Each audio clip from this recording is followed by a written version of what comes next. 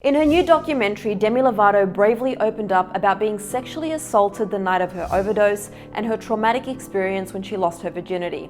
Let's get into it. We definitely need to preface this story with a trigger warning, as the following content might be difficult for some of our viewers to watch. Having said that, Demi Lovato's new docuseries Dancing with the Devil was recently screened at the South by Southwest Film Festival, and just like the star announced in its trailer, she didn't hold anything back. Among several other heartbreaking revelations, the songstress courageously shared that she was sexually assaulted by her drug dealer moments before she overdosed and almost lost her life. Demi recounted, quote, "When they found me, I was naked. Blue. I was literally left for dead after he took advantage of me. When I woke up in the hospital, they asked me if I had consensual sex. There was one flash that I had of him on top of me. I saw that flash and I said yes. It wasn't until a month after the overdose that I realized you weren't in any state of mind to make a consensual decision." A friend of Demi named Sarah Mitchell, who also participated in the documentary, corroborated the star's claims by adding that the drug dealer had given Demi heroin laced with fentanyl and that he ended up getting her really high and leaving her for dead. In fact, 1 month after Demi's OD back in 2018, TMZ interviewed the drug dealer in question named Brandon Johnson, and he addressed his connection with the singer the following way, saying, quote, "It was a flirty friendship but nothing more. It kind of grew into more of a sexual friendship. We were just hanging out.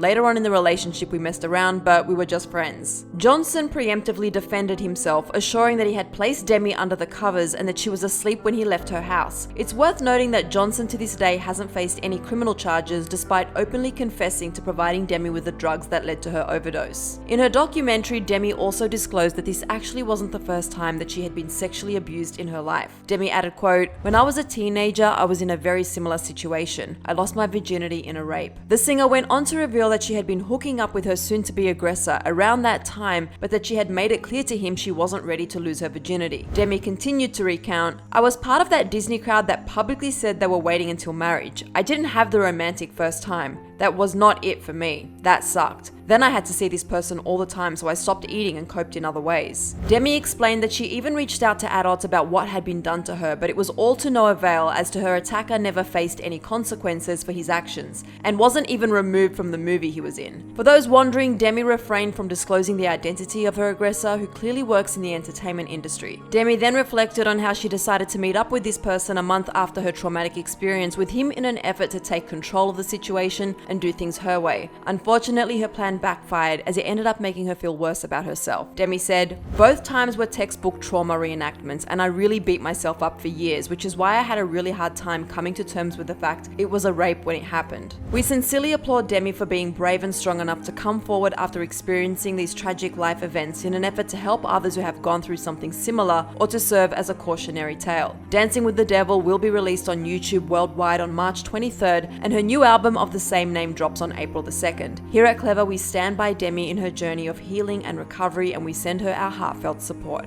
And feel free to share your thoughts on everything we just covered in the comment section below. I'm your host, Susan Morad. I'll catch you later. Bye guys.